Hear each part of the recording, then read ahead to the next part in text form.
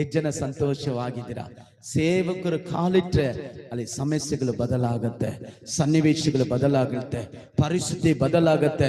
ಯಾಕಂದ್ರೆ ದೇವರ ಕರೆ, ಆಮೇಲೆ ದೇವರ ಕಾಲಿಂಗ್ ಅವರ ಮೇಲೆ ಇದೆ, ದೇವರ ಅಭಿಷೇಕ ಅವರ ಮೇಲಿದೆ, ದೇವರ ಅಧಿಕಾರ ಅವರ ಮೇಲಿದೆ. ಅವರ ಕಾಲಿಟ್ಟ ತಕ್ಷಣ ಪರಿಸ್ಥಿತಿಗಳು ಬದಲಾಗತ್ತೆ. Amen, hallelujah.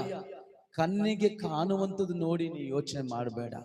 ಬೈಬಲ್ ಹೇಳ್ತದೆ ಇಬ್ರಿಯರ ಪುಸ್ತಕ 11:1 ಕಣ್ಣಿಗೆ ಕಾಣುವಂಥದ್ದು ನಂಬುವುದಲ್ಲ ನಂಬಿಕೆ, ಕಣ್ಣಿಗೆ ಕಾಣದೇ ಇರುವುದನ್ನು ನಂಬುವುದೇ ನಂಬಿಕೆ. Hallelujah, hallelujah. ದೇವರು ಹೇಳಿದ್ರ ಅದು ಸಮಸ್ಯೆ ಆದ್ರು, ಹೋರಾಟ ಇದ್ರು, ಅದು ಮೂವ್ ಮಾಡೋಣ, ದೇವರು ದೊಡ್ಡ ಕಾರ್ಯ ಮಾಡುತ್ತಾರೆ. Hallelujah, hallelujah.